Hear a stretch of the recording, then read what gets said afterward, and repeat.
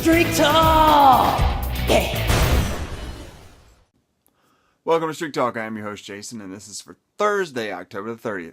Second to last day of the month. Still have a little bit of time for all you guys and gals out there with streaks still alive. Congratulations. Keep it going. Finish line is close.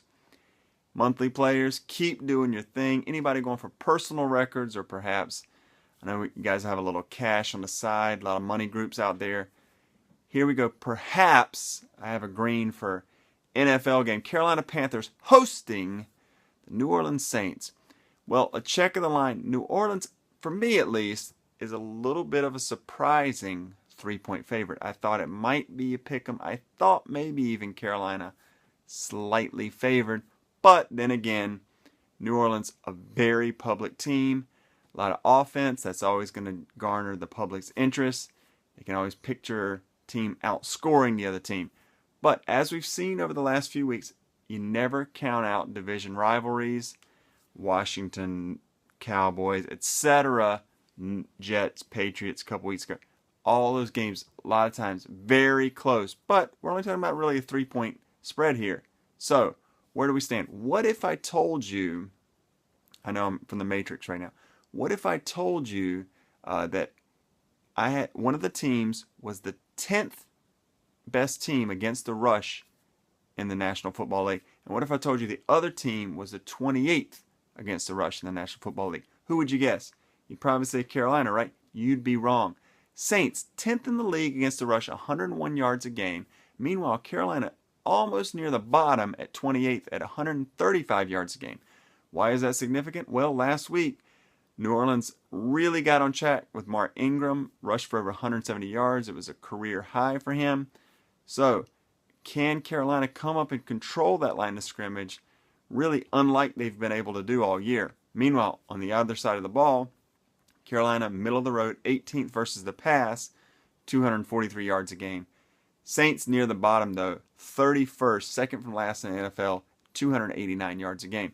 So can Carolina with Kelvin Benjamin, Cam Newton, Greg Olsen, can they take advantage of a really suspect New Orleans secondary?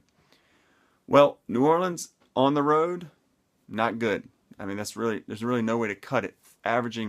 Allowing on defense 31 points a game on the road. They're a much better team at home. We all know that, but they're really, really bad on the road.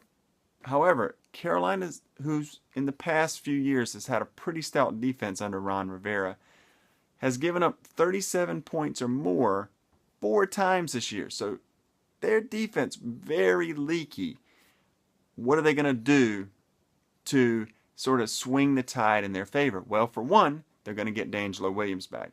I know he's 62 years old, but hopefully he can add a boost to that running game that's really been lacking this year. He will split carries with Jonathan Stewart, and Cam Newton has been running the ball much better lately. Hopefully, I know last year he had a big game rushing against the Saints. For the Panthers, if you're a Panthers fan, hopefully he can get it on track again this year too.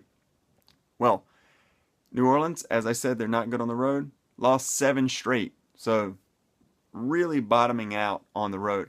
Jimmy Graham played much better last week against the Packers. Is he finally on track? Is he finally healthy? Can he finally do some damage? Also, rookie wide receiver from Oregon State, Brandon Cooks, did a lot of damage for the Saints. Well, couple trends we want to look at.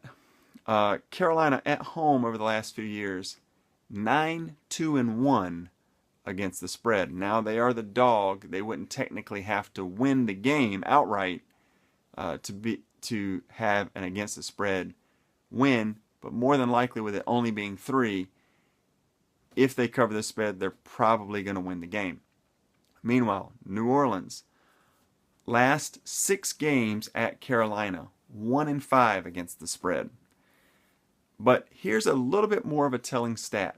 The last 6 games on the road versus teams with a losing record. So we're talking about going on the road and playing sub-500 teams. The Saints are only 1-5 against the spread. Now again, I know we're only talking about against the spread, but we're talking about losing to teams, or losing against the spread on the road for really subpar teams. Last year, Drew Brees went to Carolina, 2 touchdowns, 4 interceptions, 73 quarterback rating. I think Carolina gets it done. These Thursday night games have tended to be wacky. They've tended to be high scoring. Only one game on Thursday night this year has gone under, so the over is 8-1. I think that could, now I know that might tend to favor the New Orleans Saints, but I think with Carolina hopefully controlling the ball on the ground for them, I think the Panthers pull out a home victory. I think they do enough, and I think New Orleans is bad enough team on the road that the Panthers can hold on for dear life for a victory. So for me, Panthers for the green. Let's finish out the month strong, guys. I hope you guys enjoy it. We'll see you next time on Street Talk.